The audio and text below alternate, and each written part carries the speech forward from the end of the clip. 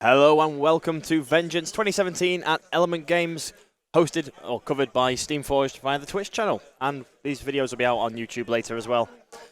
We have got the top table of day 2. So this is all going to be the top table, not games that we handpicked to go on the stream. And it is Alchemists versus Fishermen. It is indeed. So we've got James Long as the Alchemist player. Yep. We've got Bryce Johnson as the Fish player. They are just doing captain selection, which it appears they have laid down. Yep. And we are looking at a shark, I believe. Looks like shark salt. And a salt and a Midas Naja. So I'm assuming this is going to be a pretty goal-heavy game. A lot of this may come down to the who gets to receive and start that goal rush. Yeah. So as I look through, I'll go through the 10 of James. We've got cards coming out, so we'll jump straight to those. Vitriol has been put out first for James Long.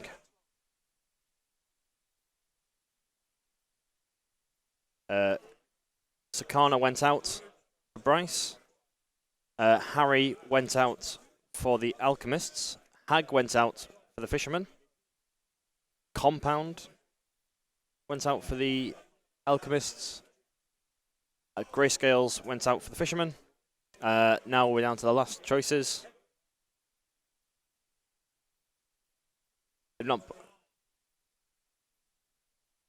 I believe Siren. I suspect it's going to be Siren. It is Siren goes out for the final. So pretty standard fish lineup there. Yeah, I think it's the fish lineup that Bryce has run in pretty much most of his games so far at this tournament and at the previous tournament at Rusty Cup where he came first. So it's going to be a big goal rush. A lot of chasing the ball, using those turns that he needs to just farm the momentum from the 1-inch dodges. And we appear to have a catalyst, Season 1 catalyst. Right. So I will now take the time while the players are just having a chat before we get going to run you through the 10 that could have potentially been chosen. So going to James, the Alchemist player. We had Smoke and Midas, so both captains. Naja, but no Flask. So only one mascot choice there. Yeah, Naja, good choice for this team as well. Yeah, very good for holding up the ball against the fish team. 2-inch melee, unpredictable, and high def for making it a difficult choice for Siren. Well, generally the Fisherman playbooks tend to have the tackle on the 2. Yep. It's non-momentous, so it's just sort of a spanner in the works to have that reliable option to hold the ball. We saw a lot of play yesterday where you could tell that the players were just trying to find somewhere to hide that ball and just had nowhere to put it. Scum with both the Brewers players. We saw it happen twice where we questioned the lack of scum in the 10. Yep. And upon sort of analysing the game at the end, it did seem that had Scum been in that lineup, they may have had somewhere safe to put that ball. Yeah. Just to slow the game down and get it to that brawl that the Brewers lineups that we saw would have wanted. Yeah. So yeah, we've got both captains and only one mascot for the Alchemist player. We have both catalysts. Venin, Vitriol, Harry, Compound and Mercury to round out the 10. And the selection was Midas, Naja, Season 1 Catalyst, Vitriol, Harry and Compound. Yep. I say Season 1 Catalyst, maybe it's fairer to say Season 3 Catalyst after he got a big update in Season 3. After he had the big old changes to himself. And over to the fish player in Bryce. His lineup, his 10, was Shark, Salt, Siren, Avarice and Greed, Hag, Grayscale, Sakana, Tentacles, Corsair, and Angel. And his selection was Shark, Salt, Siren, Hag, Grayscales, and Sakana. Hyper-aggressive football team from the Fishermen there. And a bit of a mix for the Alchemists. It's obviously a very strong footballing team. Vitriol, Midas in there. And a little bit denial with Compound. But has the ability to switch it onto damage as well. It does have the ability to switch it onto damage, and having Compound with being a goalkeeper can be a bit of a nuisance. Yeah. Add into that the horrific odour, and the fact that it's 2-inch melee with Gluttonous Mass. It's another not awful place to hold the ball, depending on what's going on. So something we saw yesterday a lot was one team would have a heavy dominance of 2-inch melee and the opponent would have 1-inch melee, and we saw the pains that the 1-inch melee players went through engaging them. In this team, Fishermen have everyone except Salt has a 2-inch melee. Yep. And for the Alchemists, everyone except Midas and Catalyst have a 2-inch reach. Yep. So that's 4v5 on the 2-inch reaches. Does the option of Season 1 Catalyst over Vetcat surprise you here? That's an extra 2-inch melee player. It's an extra 2-inch melee player. But I mean, everyone knows BCAT generally has that disadvantage of kind of he goes in, does his thing, and if you don't get the witness me off, then he's just floating out there for some easy VPs. Do you think the consideration is James can't afford to witness me because he doesn't want to be giving away VPs to a fish player? If he gives away those 2 VPs, that means that the entire fish team can focus fire onto one player, get that 2 VPs, and they've effectively... They just need those 2 goals. They get 2 goals, and then they get not an easier run to victory, but they don't have to chase that 3rd goal. Yeah. And they've got a different route to victory. Interestingly, looking across James's team here, yeah, we do have a lot of players capable of holding the ball. Vitriol with Clone, High Def, Midas once he's got his Heroic up at 5-1. I mean, the unpredictable movement doesn't come into it. No. But he does still, it's still there. It's peculiar that you're looking at a team with James, which does have 4 2-inch melee players. Yeah. Is it 4? Yes, 4. So he's got Harry, Compound, Vitriol, Naja. Vitriol, Naja. So you've got a team with 4 2-inch melee models. Yeah. And the opposing player has more 2-inch melee models than you do. It's only just fish things. Just it's an interesting one. I mean, as you were saying, that there's so many players on the Alchemist side who can just deny the ball. So Clone is the ideal. Vitriol, get the ball with Clone. You ignore Siren's Seduction. Someone's got to go trigger Clone first. And then it's Def 5. Yep. And it's a 2-inch melee with a very good counter-attacking playbook. You've got Compound, who the Gluttonous Mass, again, ignores Siren's Seduction. Very good counter-attacking playbook to play into that Gluttonous Mass. Yep, with the tackle push. He's got Gluttonous Mass, so that's 1 influence gone from one of the fishermen. They need to get the 2 hits. He's got the good counter-attacks. If they're taking the tackle, they're not dodging away. Yep. He can tackle push to disengage from them, so they have to get into within an inch of him. And that's a pretty grim place to be up against Compound. And then, of course, the one we started off with, which was Naja, who's a good target to have the ball on. Relatively safe from Siren's Seduction due to the lackluster mascot kick stats. Yep. Though, if I remember correctly, Naja does have a 2-dice kick, not a 1-dice kick. We can check. 1-4, no. So it is a 1-4. So 1-4, Def 5, not a nice target to throw your 3 influence seduction at.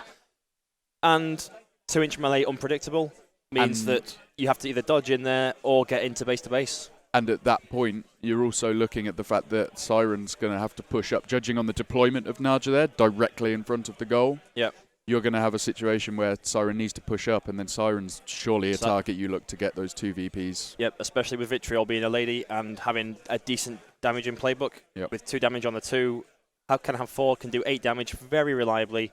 And if they're in cover, they'll get even more dice and that 1 turn of +1 damage. So we're looking at the deployment here. It's going to be Vitriol kicking. She's, I believe, from the widget that James was using there, that she is within an inch of that cover. Yep. So she will start and she will get to make a 7-inch walk. Yep. And obviously, as per the terrain rules update a few months back, she can just walk straight over that obstruction.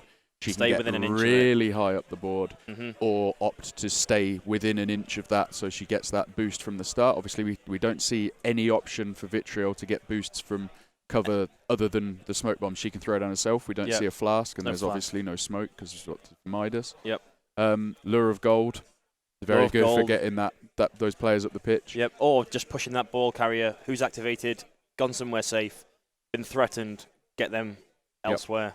And it's interesting to see in this team how much of an impact the Shark Legendary can have. Yeah. Because it's a relatively fast team with movement a outside lot of options for movement outside of activation and push dodges. Yeah, we've got Harry for the momentous team play. Midas, he's a showboater. Yep. So we've got a lot of out-of-activation movement on the Alchemist side. So James using that terrain very intelligently. He knows if he places that ball there, that ball can't really move from there, where unless it scatters to the 1. And the kick is failed. It's a failed kick. But it looks like it went to the direction 6, which would hit that crate. So hits the crate, stops. Yeah. And hits the crate and stops. That should hit the crate hits the crate and stops. There we go. Yeah. Good. So hits the crate and stops. So basically, James just looking for a bit of control of the kick so that he knows roughly where it's going to be. I mean, it has landed right in front of Shark. It has landed directly in front of Shark. What is interesting here, when you look at different kicking strategies as we get onto these sort of higher level games, there are kind of 2 different thought paths into where you kick. Do you kick towards the player that you suspect is going to be trying to score, or do you kick away from them? Yeah. Because very often players will have that ideal player that they want to go and pick that ball up. Decimate, as an example, is a very good union player to go and collect a ball, and if you put the influence there because you feel you need it, you can second win back to safety. Yep. And Decimate wouldn't tend to be a player that you're going to look for a turn 1 goal on, because it takes a lot more than a 4-inch dodge, a run and a shot to get that in. Yep. Mist, on the other hand, is. If you had to kick that ball directly towards Mist, and Mist is the only option for going to get it, you've limited your opponent's options on being able to get that turn 1 goal. Very true. Not really something you can do against Fish. Everyone. A lot of players in that lineup can score a turn 1 goal, especially with a 4-inch, definitely including Salt. I mean, there's so much movement again on the Fisherman's side. This is going to be, we predict, either super fast or we'll have like 2 goals from either side, and then it'll be that slow, super cagey play, because both these players are very good Guild Ball players. I know James Long from Wargaming in general, and I've played him numerous times at tournaments, and we've butted heads quite a few times. Bryce, obviously, on the design team, one of our design team, plays Guild Ball quite a lot, won the last tournament he went to, so he's on the up at the moment. Won the last tournament he went to, as you said earlier, using this exact lineup in every game. Yep. So didn't come away from this lineup the entire tournament. He's very well versed with this particular lineup. James has played Alchemist since he started at the start of Season 2, so he has pretty much channeled all his efforts into learning this guild inside out as well. So hopefully we'll have a very close game between these guys. Yeah, I think this is going to be a game where you're not going to have anything catching people out. No. Both players very clued up on the rules. I think potentially James Long a little bit more than Bryce, just because James goes to a lot more tournaments than Bryce does, and plays every Thursday or Wednesday with his local group. And, just that whole steel sharpening steel, the whole Nottingham group. I think they've got one more guy on the top tables and another on 3 wins, so they're very good players. Yeah. So the handshake goes off, and it looks like we're ready to go. So Bryce will go with his allocation here. Yep. Like 1 on Sakana for the 1 on Sakana for a walk forward. Looks like 4, 5, 6 on Shark. Can't really tell there. 1 on Hag, 1 on Siren, 1 on Greyscales. Got a few more in his hand to deploy.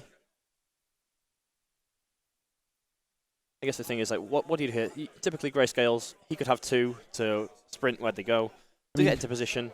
But I think ideally what you're looking for here is Siren. that pass along the line, maybe. Get as much momentum as you can out of it, knowing that generally whoever you go in and score, I mean, plot cards is huge in this game. Yep. If either of these players have knee slider. Knee slider will dictate. So looks like we've got 4 on Vitriol, 5 on Midas.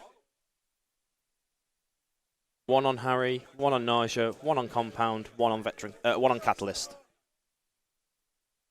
Seeing Sakana here doing his just walk forwards, 6 inches walk. Needs to get within 1 inch of the ball, so 4 forwards. Then he can jog 2 back after snapping the ball and pass the ball to Salt.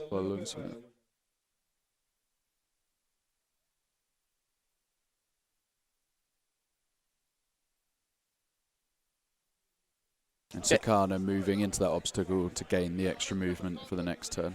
Yep. And he does pass it to Salt. And he is successful using the new Farmer's Dice there. Unreleased. The new Farmer's Dice. Aren't they pretty? Maybe they'll use the dice tray, maybe not.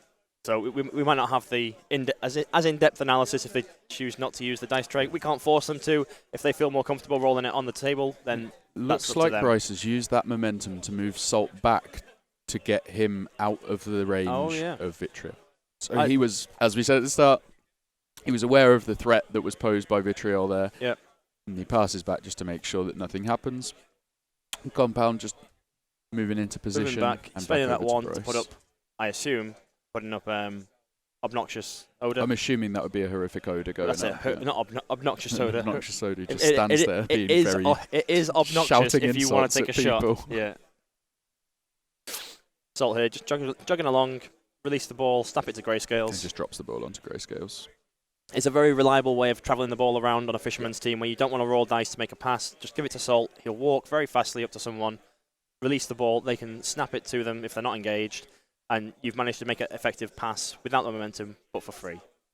So Greyscales pass to Siren there is successful. Generates some momentum. Bryce trying to pass his influence, knock the ball over. That would be pretty handy if you could do that. That's a rule. Tech. Yep. That's a rule feature. Bank that one. Make a pass. Give your influence away. Yeah, there you go. You pass it over. Pass it off. Great rule. You attach the influence to the ball. Yeah. Just boot it at someone. What happens if you miss? Where does that go? You lose Can it. someone go and pick it up? Yeah. It just scatters. Oh! You scatter the influence. You scatter the influence. There you go. This is why Jamie isn't on the design team, guys. Yep. Hey, comments if that is a great rule for the future. So something that we can discuss just while we've got a bit of jostling for position here getting into place is obviously you can pre-measure anything in Guild Ball. Yep.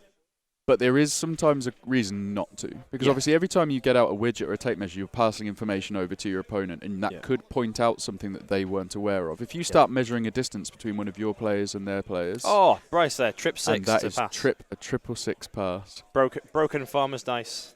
And what you often see with these pre-measurements is you very often, once you get onto higher level plays, obviously you'll see that there are markings on the pitch. Yep. And once you get to higher level play, you can use those markings. Once you know those distances, you can use that to try and gauge your distances. For example, say you've got the plot card, which gives your mascot Furious when you're within 4 inches of your captain. I believe it's 4 inches of your captain. It is, yes. If I move my mascot up and put a 4-inch widget down, that gives me some information that it's quite likely that you have that plot card. It's a really handy one that I've been playing with my brewers with Tapper and Scum, because I can pass it off as just want to make sure I'm within 4 for tactical advice for next turn. Yep, got it, good. Ha, sick 'em Scum. Yep. And it's a really nice sort of, it's a nice ability to have that covers up that sick 'em card. Yep. So it's just an interesting part where you don't necessarily always want to pre-measure. You do kind of have to try and eye some things rather than just measuring everything, just to make sure you're not giving away too much information or giving plans. I believe that was an attempted lure on Vitriol. Bring forward Vitriol. Missed the lure though, so she is where she is. And so James here because he's kicked off, he's got the final activation. Yep. So I wonder if it would make sense for the Fishermen to get the first turn goal because they get on top, but I would expect a immediate response goal. What's interesting here is in terms of Bryce's options, we've just said that I believe James has said he's going to activate Midas. If we see Midas do a run and a lure of gold, you see Vitriol threatening so much of that pitch that for Bryce to get that ball away from Vitriol's threat, he's got to go somewhere weird. If he passes, I'm assuming that would be a pass to Shark. Yeah. And then Shark's either got to go backwards, which means he's not scoring. Maybe not scoring. And he's deep in his own half where he does not want to be. Or he needs to try and go as far forwards as he can to try and prevent Vitriol from being to end up in range of scoring. And we've got a sprint coming from Catalyst here, and I'm not 100% about this. No, that seems like he's a burn activation when you need to be putting the gas on. But it also just allows Shark to come up and generate... Gives a bounce target. 5-6 momentum. So Hag moving up here. Taking the Shadow-like. Yeah. The players for each team, so guys in Twitch chat who have joined us here, we've jumped up to 62 viewers after just 11 when we started. On the Fisherman side, we have got Shark, Salt, Siren, Sakana, Hag, and Grayscales. Yep. And on the Alchemist side? On the Alchemist side, we have Midas, Naja, Season 1 Catalyst, Vitriol, Harry, and Compound. So, Catalyst there, always on fire. Can't ever avoid that. Yeah. But doesn't feel, apart from the 1 damage, doesn't feel the usual debuff that you get fire when brings. you're He actually on gets fire. +2 tack. Yep. Does he have Burning Passion? Does he get anything for hitting models? Burning Effigy, +2 tack, +2/+2 move. During the end phase, this model suffers the burning condition, and when damaged by this model, enemy models suffer the burning condition. So that might be playing into what James is thinking with taking him down. If he can get that 1 damage on someone, he's going to put the fire out, slow the Fisherman down, give himself the buff, effectively give himself the speed buff because the Fishermen are slower. And they've got to spend the momentum that is so key to Fisherman play to remove that, to speed them up. Well, it's interesting that he has opted, in terms of his 10, he had Catalyst, regular Season 1 Catalyst, Harry and Mercury all capable of putting fire out. Obviously, Mercury not selected for this game. Nope. But he has, I'm assuming that's a conscious decision to be able to get fire out where he feels he needs it. Where just in a very distinct place. So he's not going to delay himself with the Molotov or the fire AoE that he himself would suffer going through. And I strongly suspect that when we do see Molotov coming out, he's not going to be aiming to hit people. He's going to be using that to block lanes, block as lanes. we saw it in the last game yesterday. Yep.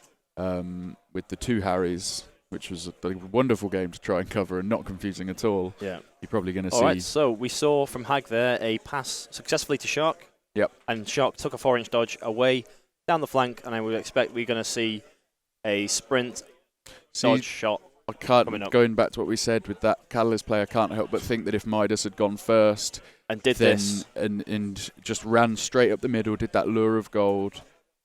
Granted, that lure of gold probably brings Vitriol out of that cover, so maybe doesn't not gain enough from that. I'm not sure. All right, so lure of gold there from James did it on Harry. It's actually a friendly guild model only.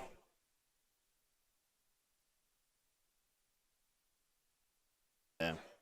So misplay from James there, and Bryce has not picked up on it. Just clarifying how the lure of gold works. Yeah. So players there, sorry, we were just listening in, making sure everything was done correctly. Although lure of gold is not directly towards, it is towards. So you still have to be moving towards the model you're moving towards at every point of that movement. So as soon as you can do it in a spiral, so you move. Yeah. But as long as you are, as soon as you hit a point in that movement where the distance that model is at increases from the distance you're moving towards, Midas in this case, you would have to stop that movement. Yep. Just measuring out the Shark. So we can see there, that Catalyst movement just gave Shark what he needed. Shark didn't previously have that line. No. Had he done the Midas play first, bump Vitriol forward, then the pass to Shark is actually quite risky because Vitriol can nip in, take it, score. It's partly that, and it's partly Shark doesn't have anyone to bounce off. No. If Catalyst isn't where he's standing and Shark dodges over to there. Yep. Shark's he's fast enough and there's momentum, so maybe this gives him the almost guaranteed chance. Basically, it's a low def model. Yeah, def 3 on 1-inch melee, low def model. Yeah. And he just gave him that bouncing point on a plate. Shark's wet dream. Yeah. That's, and around the wing. Like, doesn't have to worry about getting bogged down in the middle. No. And obviously with the 8-inch kick can stay well out of compound, who shifted to the right-hand side of the pitch, well, James's right-hand side of the pitch, to counter some perceived threats. Am I correct in saying that the model that is standing basically directly in front of Vitriol is Siren? Yes. So I'm assuming what we're going to see is a kick out to Vitriol, assuming this goes in. Yep. And then I think Vitriol is going to go get the momentum needed for the shot, probably just get momentum up. Just farm a bit of momentum. And set up position to try and get some damage in on Siren at the start of the next turn. Because once that threat of... The biggest thing about the takeout on Siren, obviously it's 2 VPs, but you get Seduction off the board. Yep. In terms of, you'd assume the fish would then go and score again. Yep. But then the Alchemists can kind of control the pace of the ball. If you're looking at the pitch as it is here, Bryce is relatively evenly spread, but he has... Once Siren's gone, there's a point in the middle of the pitch, depending on where Shark goes and if... He's got knee slider and where Shark will end up after this goal run. Oh, we're seeing dice rolled on our camera, so taking the 1-inch momentous dodge. In a shocking turn of events. Yeah. So Fisherman Guild, really interesting in that they only really want their first playbook result. They're low tack, so they can whiff quite frequently. But they're one of the least dice reliant in terms of doing generating momentum and doing what the fish want to do. Yeah. They're just so reliable. Something for the fishermen as well is that as a guild, they have like 2, 3, 4, 5 very key dice rolls in a game. If they hit them, they are a very powerful guild. If they miss one of them, their game plan just crumbles. If you miss the goal, that can just throw the game. So Bryce rolling 4 successes there just to jump in and taking the push dodge, which is why you can see him moving the Catalyst model also.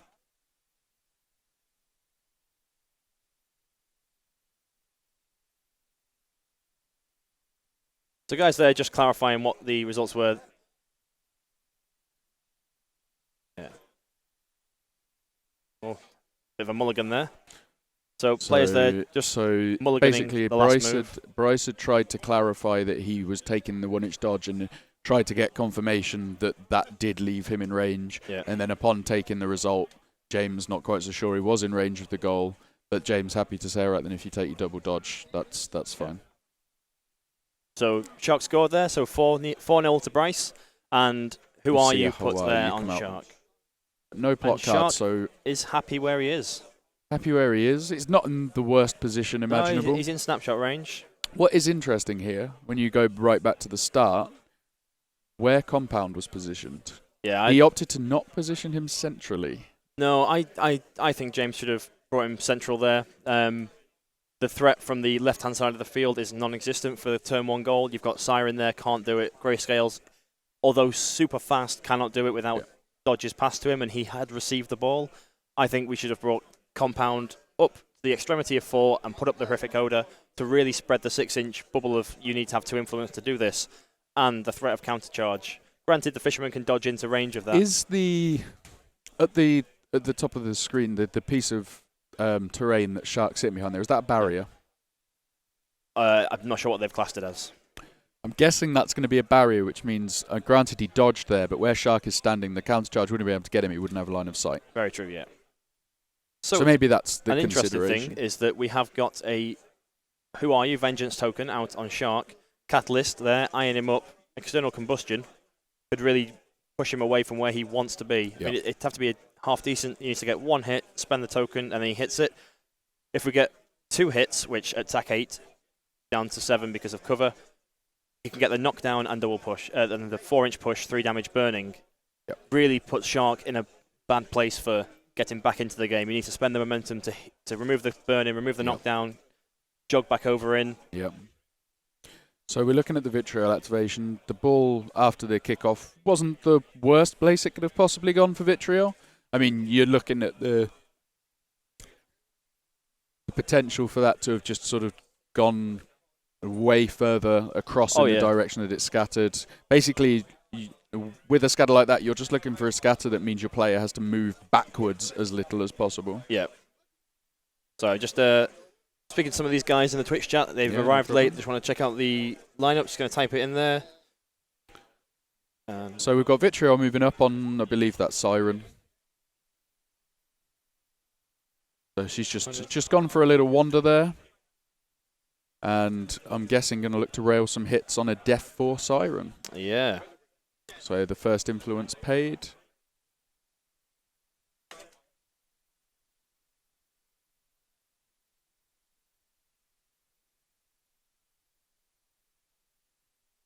Yeah, just players clarifying there.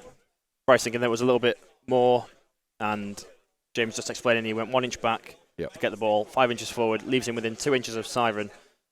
And Bryce now has to make a decision whether he's got 5 momentum in the tank. James on 1 by the looks of it, or none? No, he's not on none. He's not generated anything yet.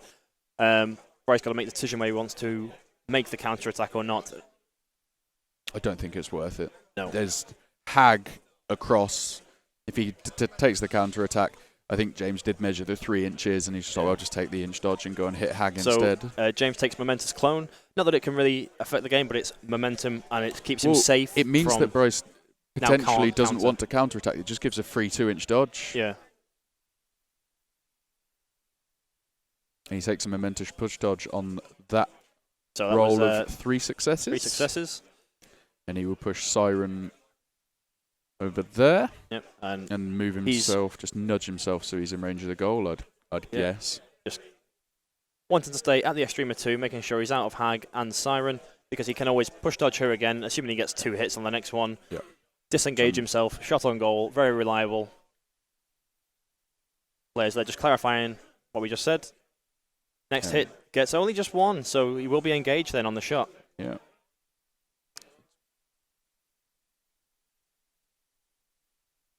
He's not shooting at goal. He's just going to kick Very it clever play. There. Now this can potentially put the ball out of play for a long time, which obviously not. So Bryce there handily putting down the 6-inch marker. Just to make sure that it's not going to scatter off the pitch. Make sure they won't scatter off the pitch. Successful kick. A successful kick. Direction 4, distance 6. That is about as perfect as he could hope for. Hero roll for James there. Now this is a really interesting. So what we might have expected was a goal to come through. Yeah. What we might have expected was a shot on goal. That releases the ball back to the Fishermen, who've already scored. They get a goal at the top of turn 2 because they've got 5 momentum. James has only got 2. They likely win that. Currently, where the ball is sat, no player besides maybe Sakana can go get that. Hag's a little bit too slow. The Legendary might have to come out. So what's interesting out of that more than anything is it comes back to what we had said during one of the games yesterday. I believe it was game 4, but I could be wrong, where very often you will see players try and kill the ball in their own half, which means that the team that wants to get the ball back can still advance on them, and it's a very forward-moving attempt to get the ball back.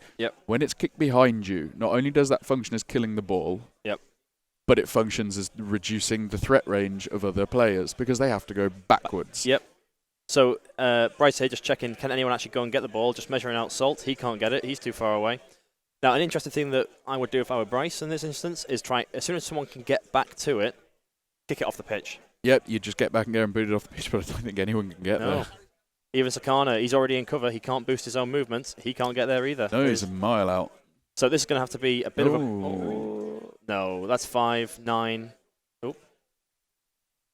So I believe what was being looked at there is he's looking at a Hag Legendary. With that extra 4 inches, it's either going to be a Tidal Surge from Shark, or it's going to be a...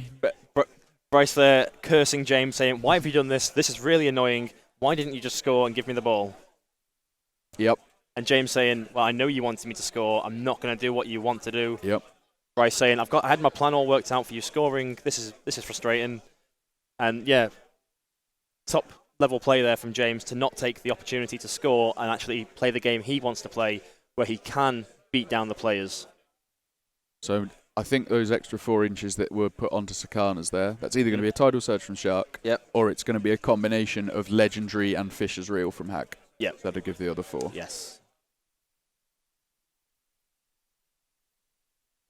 So Bryce there just saying he can dodge twice from Hag, and either Siren or Sakana can get there. So unfortunately, the player's not being very vocal. Obviously, the camera angle we get, it's quite hard to see the influence amounts here. So unfortunately, the players aren't being vocal about the influence that's going down. Because they are on the top table playing for the tournament, potentially.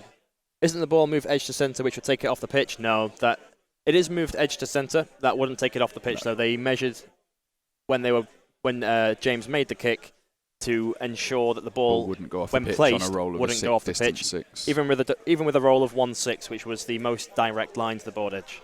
So, whilst you are correct, yes, but no, it wouldn't have taken it off. A really interesting game this one's going to turn out to be, I think. So, Bryce here eyeing up the Legendary just to shut down the team this turn so he can generate the momentum. So basically Bryce saying, oh, you've meant that I can't do what I want to do for a whole turn, now you're not allowed to do what you want to do. So he's got a lot of options to do here. And we're going to go with Shark. What is interesting is that is just stalling.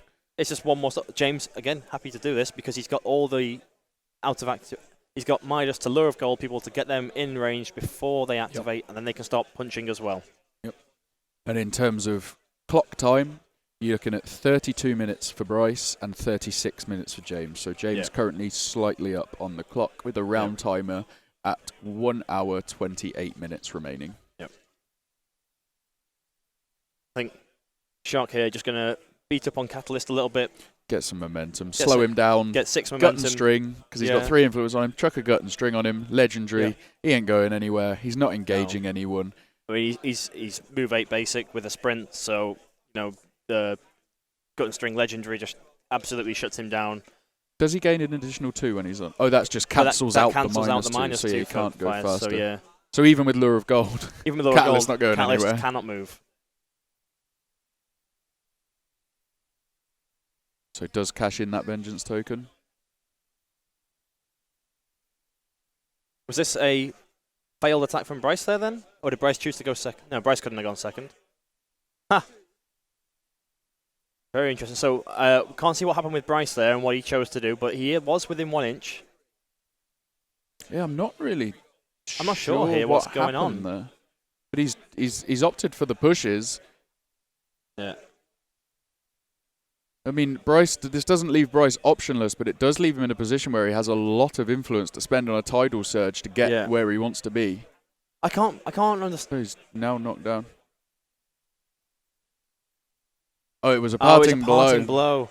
So parting blows can't cause repositions. Right, now we're back in the game. Yeah, you can't take a character play or a reposition. So which couldn't trigger. But he could take the knockdown. Yeah, he could take the knockdown. I'm assuming he would take the knockdown. So he would. Shark just it's knocked down. This is his movement. He hasn't got any momentum. And he's just done. Set him on fire. So he's chose to do 2 damage on the knockdown. The 2 damage puts him on fire. The knockdown obviously knocks him down. So that's Shark done. That's Shark's activation done. He can still legendary because it's not a requirement to be stood up legendary. Get him much. And that's seems like a poor choice from Bryce. That big mistake. That's 6 influence from Shark. Just nothing's happened. So the greedy play. Very not greedy. Really sure why you'd want to take a parting blow from a model with such a reliable knockdown when you have no momentum and a vengeance token on you. Yeah, he is. Regardless of what James rolled there, he was guaranteed 2 damage, fire, knockdown. Like he didn't even need to roll dice for that. And as we said in some of our streams yesterday, the best plays are when you don't have to roll dice. Yep. And here we see now Harry coming in on. I can't help but think that is swing the game. Oh my goodness! James rolling hot fire. It's a massive roll there. It was Harry went crazy, moved into base contact with Siren, and just got 5 net hits. That's a big hit. So Harry down to 14 health remaining. 16 health remaining. Oh, and he's so he's done Momentous 3 on Siren. He's just going to take these with 3 hits. He takes Momentous knockdown. He's done 3 damage each time to Siren, so she was on, -6. So she's on 4 health. Yep. She takes 2 damage. He didn't choose the knockdown. Siren on 1 health.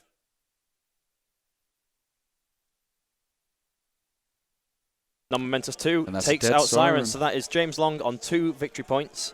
Bryce on 4. And a momentum there generated. All the results non-momentous, but a momentum generated for the takeout. I can't help but feel, even though the ball is deep in Bryce's half, that the ball is actually in James's court. Wow. Yeah, sure.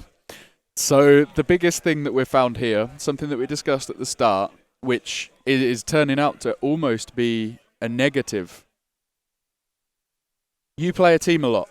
Yep. You get comfortable with the way that team runs. You get comfortable with the way the team ticks, and you know what you do in every situation. Until a new situation comes up. Yep. And then you just find yourself, you're in that think tank, and you're thinking, oh, I've got to make something happen here. I can't help but think that was a panic. So you just get momentum with Shark. So we are seeing... Is the clock ticking there? Yes, it is, yes. Sorry, so, update on the times. James has 34 minutes on his clock. Bryce has 29. And Hotek there saying that was not a top table decision. You are correct. Bryce making a blunderous error there. It was a big mistake that was made in a situation I can only assume when he's running this team he's not used to. And I don't think he's used to playing these Alchemists. Well, he felt like he needed to find a way to get back in a game that he is leading in. Yep. If he was just to go in... Yep. He's played Sikkim, so we've got the plot card coming out of Naja. A Naja charge. This is a Shark loaded with conditions, because assuming Naja does some damage, that's poison, fire, knockdown. Yeah. So Naja here rolling 6 dice because of the cover, needing 3s. Doesn't roll particularly great, does 1 damage, but that applies the poison condition to Shark. And, wow... So that will leave Shark on 16 health. Shark's on 16 health. Oh, no, sorry. He'll be on 14 health because of the 2 damage earlier. But at the end of the turn, he's guaranteed to take 3 unless there's a heal coming out. But I don't see Bryce needs to get some momentum to do that. Yeah. Any momentum he generates, surely he wants to try and go first again next turn. And we did not see the legendary from Hag. We saw Fisher's Reel and her Shadowlike. Now walk forwards towards the ball. And we didn't see the legendary at Shark either. No. So and a fish legendary not used in turn 2 is generally not a happy fish legendary. No. Not at all. So Grayscale's here, eyeing up some players, needs to generate momentum. And the interesting thing we see with the fishermen here is that any momentum they generate when they've not got the ball does not aid them particularly in getting their victory condition, which is, with this team, 3 goals. Scoring goals. And it's something we see with Brewers as well. When they are chasing a momentum race and they having to take their pushes, they're not building towards their end game condition, which are takeouts. Shark in some trouble here. He cannot move over that barrier. Nope. He is stuck between Nausea and Catalyst, and that is not a nice place to be stuck. Between... Oh. So Catalyst here rolling his effective native 8. So I can't help but think we're going to see Vitriol turn around. And just go finish Shark off. Do you finish Shark off? He's in a horrible position. Do you finish him off? Can Catalyst do it? No, but he will generate a ton of momentum doing it. Do you want to kill Shark? No. You leave him on 1, kill him at the start of next turn. Yep. So he needs to be considering those conditions. A momentous 2 damage on Shark there from Catalyst after 4 hits after armor. So that will leave him on 12, assuming my maths is correct. Yep. Not such a great roll. Non-momentous 2 damage. Gets 3 hits after armor. So that'll leave him on 10. Oh, great roll. Everything hits. Again, I don't think the correct play is to kill Shark. I don't think James will. But the problem is, if as he gets him lower and lower, you leave that in Bryce's court. Yeah. As soon as he's on 3, as soon as he's got 3 health left, Bryce has the choice whether he dies or not. Yep. And when he dies, he will come back on, collect the ball, and when the ball's back on the fisherman. I mean, Siren can do that anyway. What was that? Missed what the result was there. Chosen with the wrap. Another momentous 2 damage. So Shark has 3. He's on 3 does have 3 health left. Going for the kill then. But what this now allows to happen is... It resets the board, essentially. Yes, but it also, because he's now down to 3, Bryce has the choice whether he dies or not, but it allows Vitriol to go off and do something else. Correct. Because Shark will die if Bryce doesn't do anything. Bryce wants Shark dead here. Shark wants to die, yeah. But if he chooses to heal him, that's fine. We've seen a few misplays. Yeah, James will just kill him at the start of next turn, which is ideal for James. The perfect time. And then Hag's activated. Yes, you're spending a bit more influence to get rid of fear, but Vitriol can go in and start hurting her. So Sakana here going in on Catalyst. And, at Def 4 Armor 0 from Hag, she is, again, prime target for a particularly easy kill for the Alchemists. She's got 14 boxes, Def 4 Armor 0. Yep. Yes, fear is decent to keep her safe from 1. So this appears to be a charge from Sakana on Catalyst. Yeah, so I think he's going in to try and generate the momentum to heal Shark. 5 successes.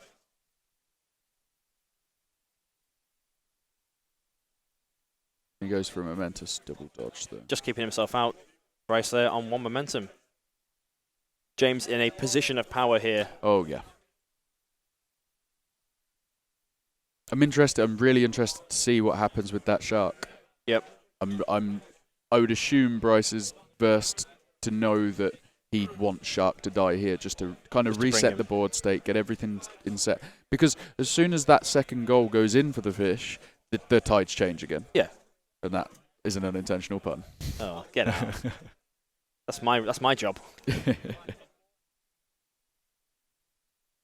So Bryce there, just checking what he's got left, and even though he activated first, but Siren died before her activation, so James is going to have 2 activations at the end of this turn to do what he wants with.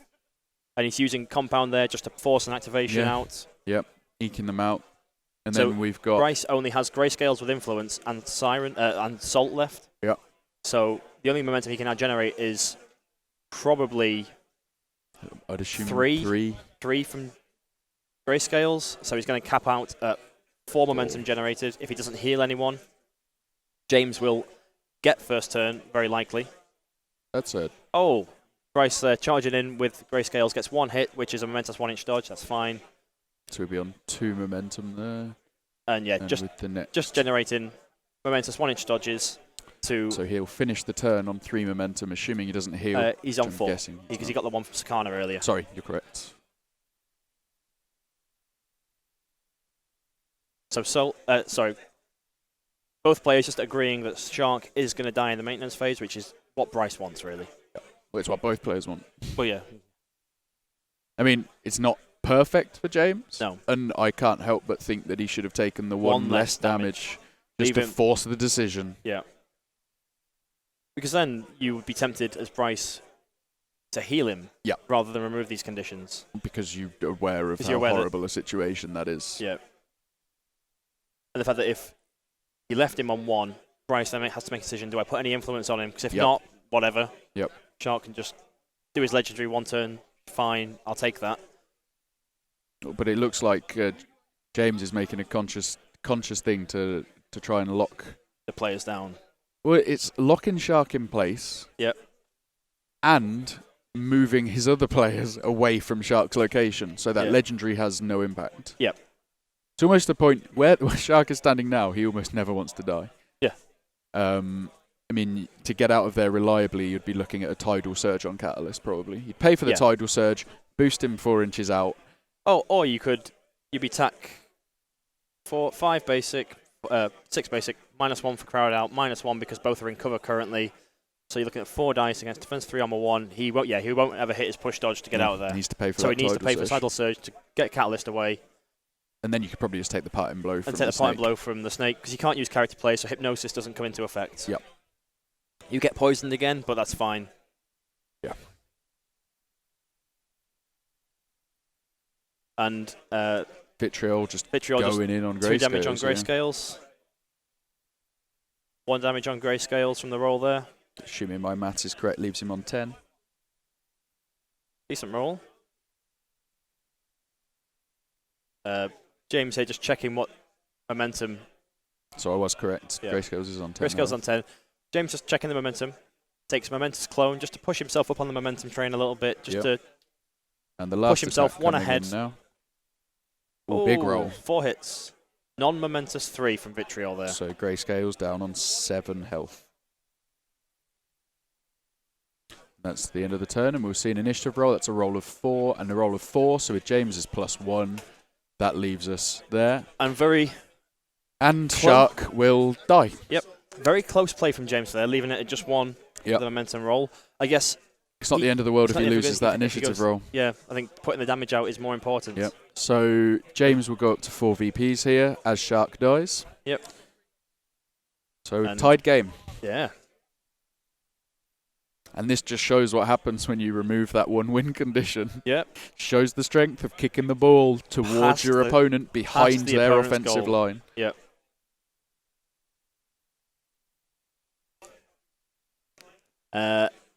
Shark comes on, gets placed, as we've seen, doing it correctly, not doing a Loxum. Not doing a Loxum.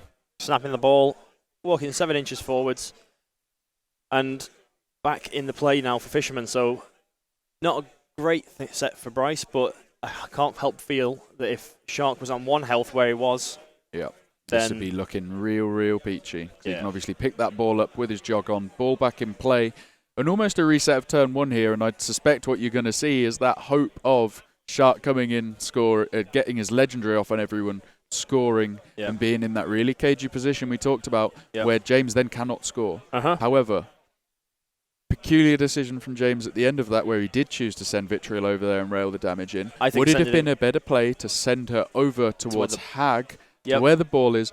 So if you win initiative, you go and strip that ball off Shark. Tackle, get your momentum. You score, and then you're like, then Bryce can't score. Then Bryce can't score. Yeah. So I think a misplay from James there from being too greedy and going for the takeouts.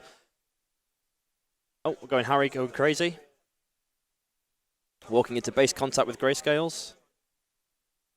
Offering the unpredictable to Bryce. Bryce saying he might as well. Yeah. Mighty. Got 2 models in base contact with him. He's getting away from 1 crowd out. Well, it does have the... I mean, he's not going to take it, but he does have the momentum for a counter-attack. Yeah. So James there confirming that Bryce did not counter. He got 3 hits. Takes a momentous knockdown on Grayscales. 7 health left on Grayscales. Yep. Looking for 3s. James gets a very good roll. Good roll. Non-momentous 3. Leaves him on 4 health. Spends the next one. So rolling 8 dice because of the crowd out from Vitriol, and rolls everything except 2, Pretty well. which means a momentous 3 with a double push. Probably Leaves bring him back on in. 1 health just to get those extra dice to try and secure. Extra 1 dice. He only To secure that he can get some momentous damage out. Yeah. Now Midas is in there. We got rolling 9 dice, needing. Curse of the commentator, nearly. Oh yeah, I know. Yep. So he does take the momentous damage. Yep. James Long now on 6 VPs after that takeout of Grayscales.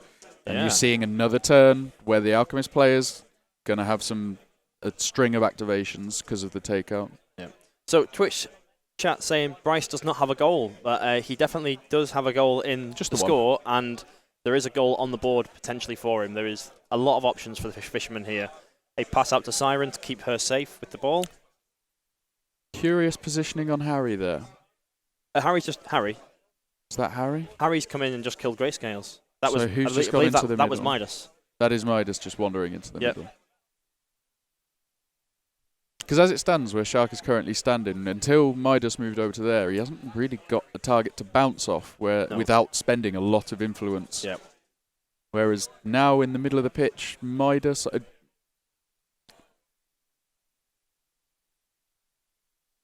So Snake there, moving up to engage Sakana and hitting Sakana. Sakana using poise to counter-attack. Oh, sorry, in the chat they once said Bryce hasn't got a goal. He's got 1 momentum because he started the turn second. Oh, a goal. As in a goal token. Right. I get you now. No, he does not. You don't need it because the goal is marked on the pitch.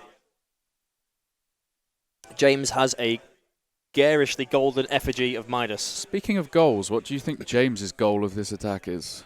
From Nausea? Yeah. Potentially Hypnosis. First time the enemy medal spends influence on an attack or character play, increased by 1. Just to generate momentum. Oh, so this is a Sakana activation, so I don't need nothing happened with Naja there. No. Just moved in. So just taking that dodge. A dodge away from Nausea into 2 of Catalyst. Gets 2 hits. So More momentous dodges. more dodges. I feel this is not a great activation from Bryce because surely I think Sakana he's just trying to get that momentum up and just sort of get ready to probably heal Shark. I understand that, but I think Shark is deep in his own half. We might see the legendary from Hag to Vicious Reel him forwards 2 inches, push him forwards 2 inches with the legendary, which gives him the 4-inch dodge, which probably puts him in goal range if he's got the stack of 6 on him. So something that is safe is where Shark's positioned now. Because Vitriol came all the way over to get Grayscales. Yeah, Vitriol's a bit out there now, doing nothing. I mean, I'm assuming the Midas was a reposition to just get to a place, and I'm guessing the hope here, he's looking for a takeout on Sakana into a reply goal. So looking at the positioning of where Bryce has gone, it's so safe to kick that ball out over to Vitriol. That is such a safe area of the pitch. And we might even be looking at, if Bryce scores, then just put it on Vitriol, she puts up Clone, and that is it. That is the ball locked down. James can then whittle away at these other players. He gets 1 more kill. That's him on 8. And then he just scores. Go and finish it off. Puts it in with Vitriol. So, though, granted, say he takes out Sakana here, yep, that's no longer a safe place. No. Then Sakana comes back on, comes in. So Compound there, just checking the places where an 8-inch shot can come in from and positioning himself so that he will have potential charge paths. Yeah. And we don't know if they've declared that as a barrier, all those logs. Yeah. I'm I'm assuming it's a barrier. Yeah. But if the players haven't decided it, it might be a contentious point that comes up later in the game. We need to get a judge called over for it. Yeah. When the players were discussing at the start, because we have players, we have in our mics ears on the players. You can see the microphones on the players when they lean over. We get that information, but that's not broadcast out to you, so we can follow what's going on. We can follow what's going on, and we can keep their foul, potty mouths in our own ears and not out to you guys. I didn't hear any discussion of clarification of what terrain was what. Yeah. So James might be assuming everything is just an obstruction, which has line of sight over it. Yeah. Bryce might be assuming that's a barrier that blocks line of sight. See Vitriol. I'm not sure why you'd... No, I feel like this is getting sucked into the fact that you have 4 influence on a player. And you want to do something with it. I think just go over, hit Salt, generate some momentum. Oh. So he's thinking about popping smoke Pop and smoke, charge, leaves him within 8 inches. Can take a shot on goal, forces Bryce then to be in the sticky situation. Because so that will put... Pop smoke, charge, a counter-attack from Bryce is what he'd be looking for. Yeah. Because he wants the tackle. Oh, yeah. 6 dice, needing 2 5s to tackle the ball back. The issue you've got here by sending Vitriol over to Shark is Shark now doesn't have to try and work out which path he wants to take. He can get the dodges at the start of his activation and then just run afterwards, rather than having to commit to a direction of movement and then try and work out the path he's going from there. So we see James just checking it out, decides it's not the best move. Because he is going to have the Vitriol activation after Shark. Yes. And we've seen Grayscales taken out, so James will finish the turn with an activation because Grayscales did not activate before he was taken out. And we see Catalyst go in on Sakana instead. So Sakana, defense 4, armor 1, used his poised. Oh, James gets 6 net hits. It's a big hit. Think. Guessing he's going on the floor. Oh, so he goes for momentous the external combustion. Could have gone for the knockdown, but I think he's taking the momentum. Yeah.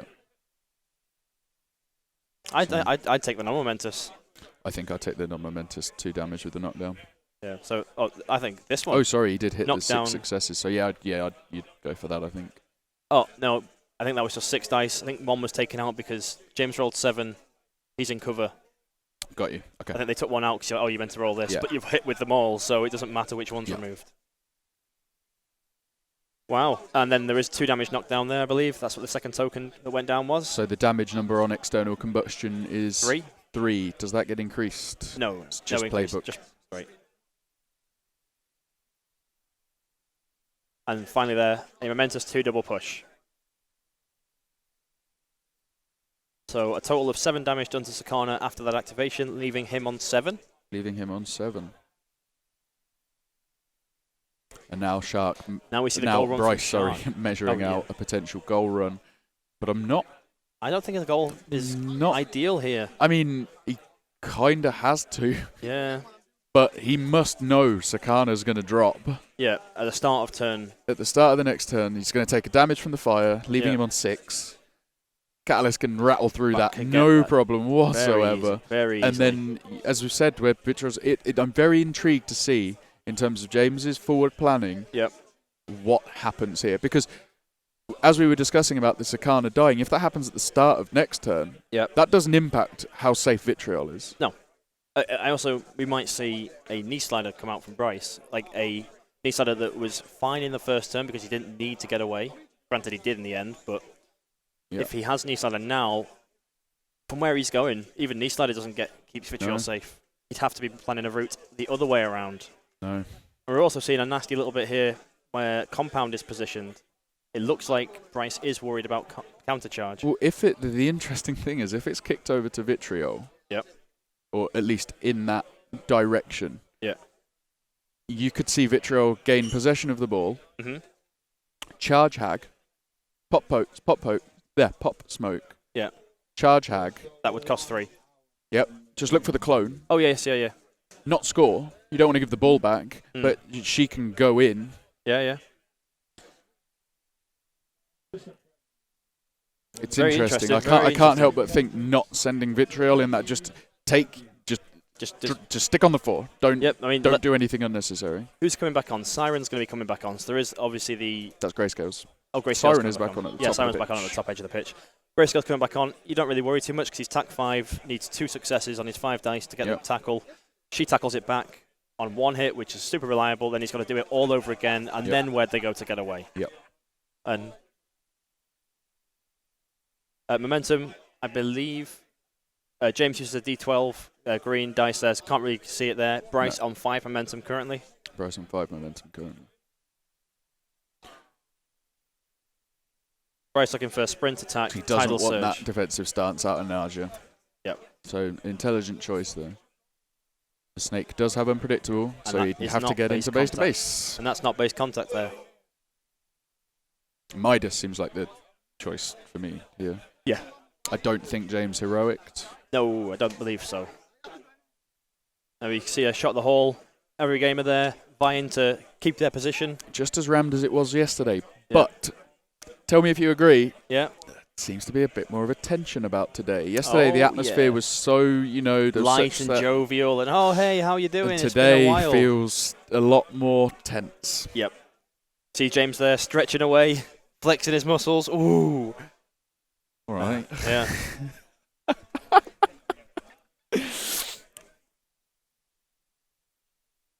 See there, Bryce flexing there. his brain. Yeah. Ooh. All right, you go for brawn. You go for brain. I go for brawn. Brains over brawn. Yeah. Yeah. But I think brains and brawn over brains. And then. With the first turn. And there's God, a whole lot of nothing. A whole lot of no brains and no brawn. Oh dear. Let's get back to the game. Shark here going a long way around. Choosing to go after. Probably just going looking to generate 6 momentum. Go first. Score. Yeah. You want to. Not give up ball possession. Is he going to heal Sakana? Is that what he's looking for as well? Wait, he's got the choice of heal Sakana or remove conditions. A lot of this kind of comes down to how much momentum James has got. Yeah, we can't see that from here. I think there's a 4 on top of that dice, but that is not great. Yeah. To be able to check that. So a catch up on the clocks. Bryce with 18.5 minutes left on his clock, and James with 22. So he's managed to stay about 4 minutes up across the entire game. Yep. And obviously, what we were talking about yesterday in our previous videos is that Bryce there spending a lot of time planning out Shark's activation gives James the thinking time. So when I assume the clock turns back to James, he'll be able to just roll out, do his activation as he's planned it. Yep. And we've seen a push dodge out of Shark there. Yep. Keeping himself within 2. Pays for another attack.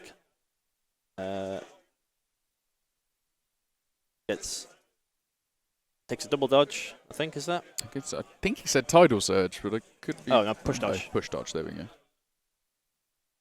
No, he didn't hit tidal surge. Missed 2. 1 comes off for armor, so he gets 3 that's what hits. I was like, sorry, I just said tidal surge, but I don't think that roll gives him a tidal surge. Same again, taking these momentous push dodges, getting himself into position.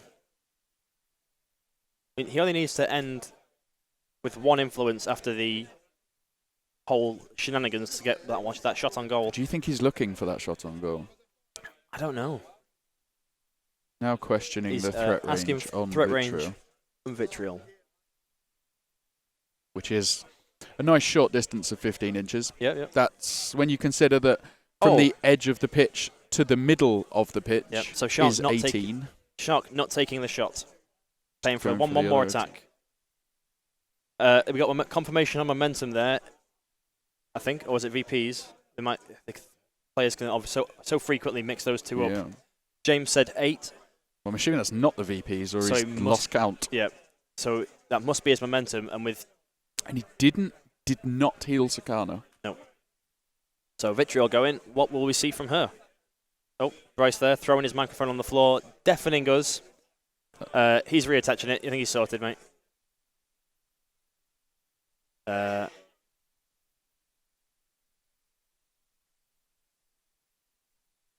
James there, so I think checking his crowd out. Going to go in and finish Sakana off. He's in cover, so she can smoke bomb, sprint over there. He gets the extra dice, and gets the Gets damage. the +1. He has to, so with her, does he has to declare before the dice are rolled, doesn't he? I believe so. Yeah.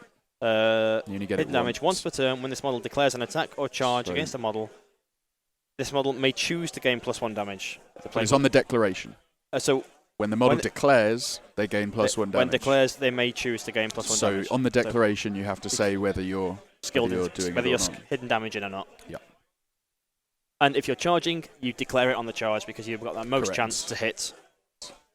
Both players confirming that they can charge there. So he has. And he has just declared it. Very good, clean play there from James. And brace for impact. Brace for impact. So effectively, give him tough hide and stoic. So cancelling out that hidden damage. Yep.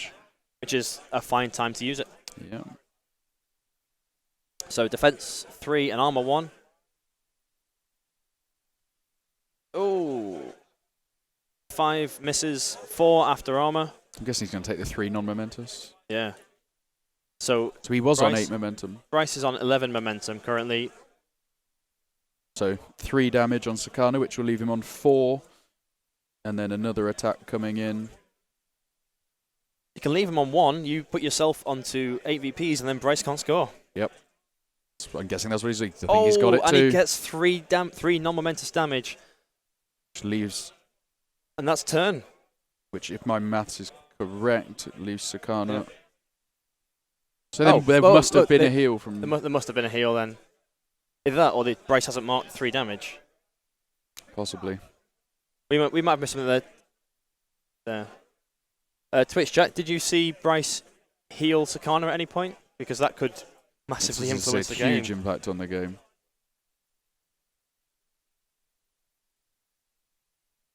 I feel conflicted. I also feel conflicted. Is there a judge on the game? Is there a judge? Ed? Sorry, just want to get a judge's confirmation.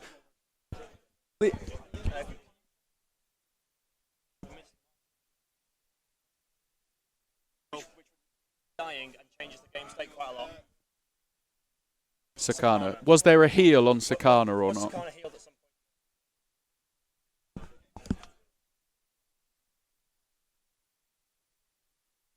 Either or we missed something maybe. Our head referee Ed has gone to confirm with the players.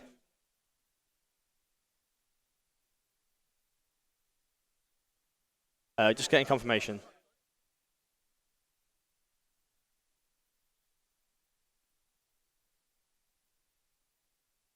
Just getting a confirmation. Just to confirm that there was the 7 damage from the 7 damage that we saw come in from Catalyst. There was 4 damage. Then there was another 3. 3 damage from the charge. 3 damage from the big afterwards, hit. And then you'd have the 1 which leaves from him on 1 from fire, which would take him out. Yep. So Hotek saying, I would assume James would notice that bigger deal and know if Sakana would die, so guessing there was a heal. So I'll leave you with Jamie for a second. Yeah, so just going to send over Alex to explain what happened, just so we can confirm with the players, because we have a sort of, if we have spotted something, we feel we should raise it with the head judges, as this will influence the tournament, and with something that important, influences the game. We're going to see Alex head over there now just to confirm with the players and show what's happened, just to make sure everything's above board and well, because this will obviously rattle the players a little bit. And 92. Right, so Alex, they're just confirming with James that the results he took are the results he took. Charge, which was 3, big spike up, then hit 3, which James is confirming there, which leaves him on 1. Burning kills him. So Bryce did miss mark the card there. And fortunately, that is correct. So that puts James Long onto 8 victory points.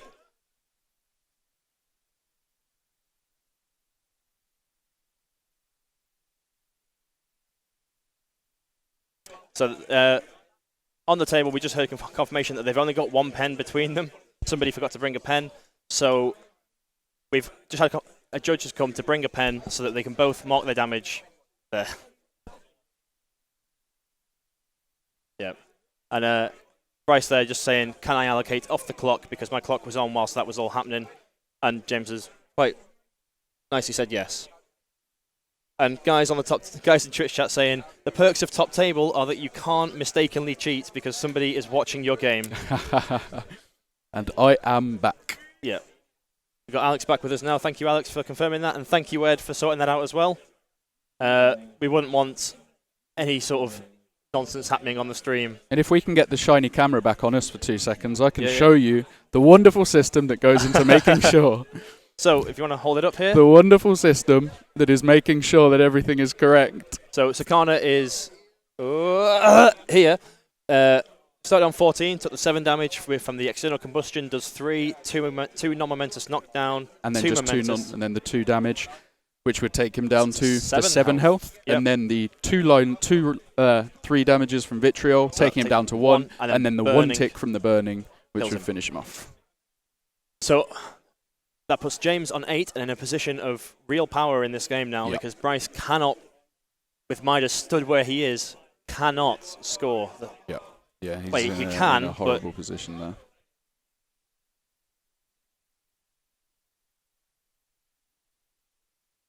What's this say? Hotek says, nice catch, but that's to change the but that will change the atmosphere of the game, especially if Bryce feels it's because James is borrowing his pen.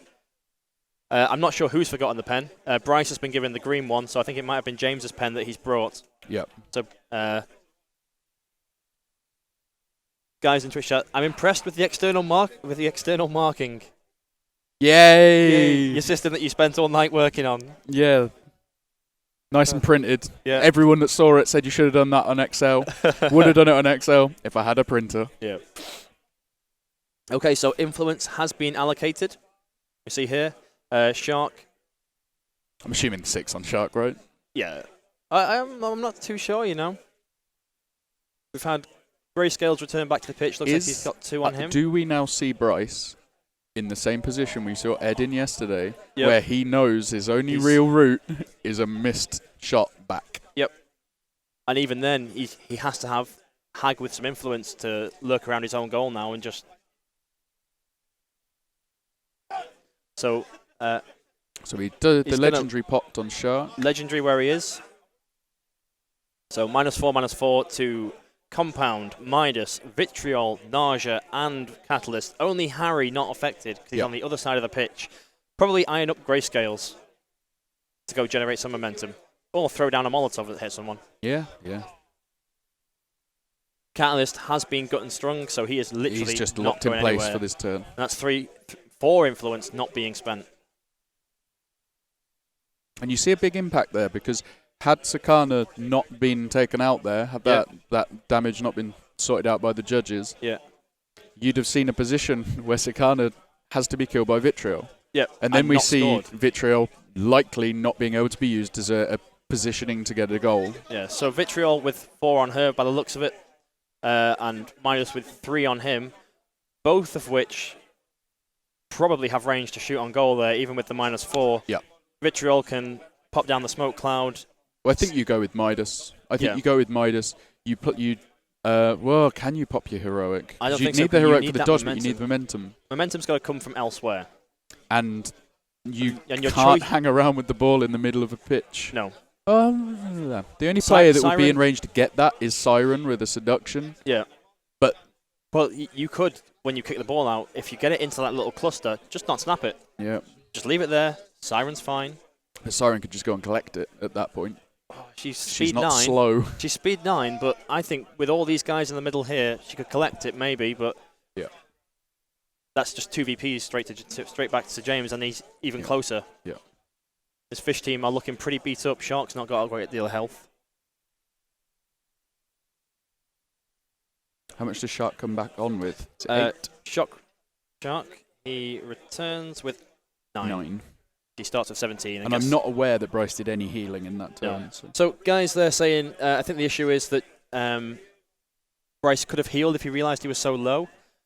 I'm going to say yes, he could have. It's the responsibility but it's the responsibility of your player to mark your own damage. And because this game has such an impact on the tournament, we feel a sort of... we generally try not to interfere, but if it's one like that... So we did have a case yesterday where we saw a player win a game with a shot from Obulus. Obulus was engaged, but he still rolled the 3 dice from the bonus time. The dice roll was a 6, a 6, and a 1. Removing any one of those results, that shot and goal is still successful. So we don't feel the need to interfere with that because the result of the game, even if you remove that, it's still the same. Whereas this is a huge implication. Yeah. Okay, so that has dropped. That has dropped. Not in snap 2 range of Midas. So Midas after that. So was that a goal from Shark? I believe so. Yes. So that will put Bryce on 8 also. So, get my head around this. Alchemist activating in second, so have the point of momentum to take the shot. They do have the point of momentum, so basically he needs to be able to get within 10 inches of the goal for a super shot. So he's going to sprint, super shot, shot on goal. Shot on goal. And, wow, well, this could be it. This could be the game. So it's a 4-dice shot, needing 1-4. We'll keep our eye on the dice tray to see what happens, and obviously this is the impact of that Sakana takeout. Yep. And waiting for the waiting dice roll. And it goes and it in. goes in So on a that is 6 there. game. James winning 12-8. Yep. That's game 12-8. Yeah, Bryce there not happy about the intrusion Interference. there. Which Oh, sorry, no. Oh, sorry, talking about the parting blow. Talking about the parting blow. So the players just discussing the game there. Yep. And we will go over to our shiny camera and try and pick that apart. Okay, so first turning point. First turning point Yep. was with the shot. We had the big play from James was that killing the ball by kicking it way behind the goal. Huge play. Had from the James opportunity there. to take the shot. Didn't. Was aware that keeps the ball in play. Yep. Is aware that he doesn't want to keep the ball in play. He wants that ball as Gone, far dead, away as dead, possible. dead. He has the killy team. He can get 4 VPs elsewhere. Yes. He can score many VPs elsewhere. I mean, he scored 2 goals, 2 takeouts, which is ideal for the Alchemists. Yep. Fish, who are hunting 3 goals, if you give them that early goal, they're going to do it. So you want to get your win condition on track, which was the 2 kills, to get you to 4, so that they can score, you can score, they can score, you can score, and you win it, which is what happened in the end there. So after that happened, you saw Bryce have a think. Yep. Took a few minutes, composed himself, and then came out with one of the only biggest one goal for misplays the we've seen in the tournament. Wait, what? Came out with one of the biggest misplays we've seen in the tournament so with the parting blow that happened with Catalyst. So what was going on in our ears there was what they were discussing. Because it's top table, Bryce there moved through Catalyst's melee zone. When he left, James then announced he was going to take his parting blow. And Bryce said, okay, I'll stay within. And James said, force the position. You moved out. You've left. It's your movement. I'm declaring my parting blow. This is top table for a tournament. I'm taking the parting blow. And that obviously turns the game because that knocks down Shark, puts the burning condition on him, ends his activation with nothing he can do. He's not generating momentum. Yep. So a sticky situation that turns into an awful situation. What was almost an impossible one, where you've got your one avenue to be able to get some momentum, to give you a bit of freedom. Get the ball back. And gone. Yep, just gone. So a forceful play from James, but the correct play, as the rules are written. You know, you can't fault him on that one. I can understand Bryce's frustration because it's a mistake that you as the player have made, not a dice roll issue. It's always harder when you've made a mistake. Oh, yeah. Because you could have avoided this. Oh, yeah. Like if Shark had just started attacking and double dodged through, he'd have been out of 1-inch melee, attack again, disengage. All right, now I'll just sprint off to somewhere else. And there's just lots of things that could change the outcome of that. And unfortunately for Bryce, because he did walk through and James has declared it and forced a point that you've left my melee zone, I'm taking my parting blow. You've got the vengeance token. I'm going to do what I want to you here. But that wasn't the end of the game. That wasn't the end of the game so by any means. It was still going from there. Yep. You saw some intelligent play from both players. Both sides, like Bryce choosing not to go for the goal when he could have with Shark when he returned. Yep. And went around to generate all the momentum to go first, score the goal, which we saw. And then obviously James on the response, having gotten to 8 VPs after the 4 takeouts, managing to put the goal away, which nearly missed, must say. Only one was successful. Yes, only one was successful. But you only need one, so. Yep. There's a reason that rolling as, many dice having a higher number of dice when you only need one success is beneficial. And then you saw the play come out at the end with Bryce with the legendary to try and lock him down, but unfortunately the ball scatter just wasn't friendly. No. It ended up where it was needed. The legendary didn't have enough of the effect there, and unfortunately left it in that position. But we didn't see a knee slider. We saw no knee slider. We at the start thought knee slider would be quite a big deal in this game, but we didn't see the play with it. With 10 cards out to both players in total, 2 of them, the 2... If we didn't see knee slider, it was either the final goal from James, which sealed it and he didn't need to play it, or it just wasn't in anyone's hand. Yep. So the 2 we did see, we saw Brace for Impact, and we saw obviously the Who Are You, and the Sikkim. Sorry, we did see the Sikkim. So we did see 3 block cards that game. Did nothing. It put poison on Shark, which killed him. Arguably. Which is another discussion point. Yeah. So we did see Shark left on 3 health by James, and he had the poison and fire conditioner, which means he's dead. And Shark was in not a bad place at this point. Oh, he was in downtown. Left to the decision whether Shark dies in the hands of Bryce. Yep. Bryce did really well on momentum that turn, if I remember correctly, so he could have healed him if he wanted to. I believe it was 5-4 at the end of that turn. because James, we were talking about how it was risky that he left it to the +1, but it wasn't a terrible place to be. If you are correct. So and James had control over the selection there of the results. Yeah. And there was a result of 8. He didn't wrap. At least I don't think he wrapped. Yeah, so he had the choice to just take the 1 damage up to 2 on his last attack to leave him on 4. Yeah. Forcing that horrible decision point of what Bryce does with his shark. Does he heal him? Does he remove the conditions? Does he leave him to get taken out at the start next turn super reliably? Yeah. And that is none of those are good options. No, they're all tough. And all of those options were taken away because obviously Bryce is good enough at the game to know Shark's in a horrible place there. Yeah. I just get a free reposition out of if this. he dies. And that's what Bryce did. He let Shark die to get that reposition, to get the ball, which was in a horrible, horrible place, and would have been Hag's job had Shark not have nuffed it. Yeah. So I think that's us with the coverage of this game. Yeah. It was a grueling one to start the day with, a lot of contentious points, but an interesting game and a generally well-played game. Oh, yes, definitely, yeah. What time are we back? It is now lunch, so we are due to be back. I've deleted the thing from my laptop, so I'm not sure. I'll get a post out on Twitter, and I'll post in Twitch chat if you're following along when we should be back. It is lunch, and there's 40 minutes left on the round time. I think lunch is scheduled for 40 minutes. The painting judging is going to be done during lunch, so I would expect us to be back in about an hour and a half. Cool. Game we've just 2, had the times handed to us. Oh, it's scheduled to begin at 12. It looks like lunch is not next. No, so I think it's 2 games and lunch after the second game. So sorry, that was day 1 I was looking at. I got pointed to. Jamie doing really well with this. Community manager, Jamie Giblin. Oh, it's still at 12. Lunch is after game 2. Okay, so we will be back around 12 o'clock. Yep. Obviously, there was a delay yesterday due to tie-break issues. There may be the same thing, so just keep your eyes on social media and stuff like that. We'll be back soon. Yep. Thanks for watching.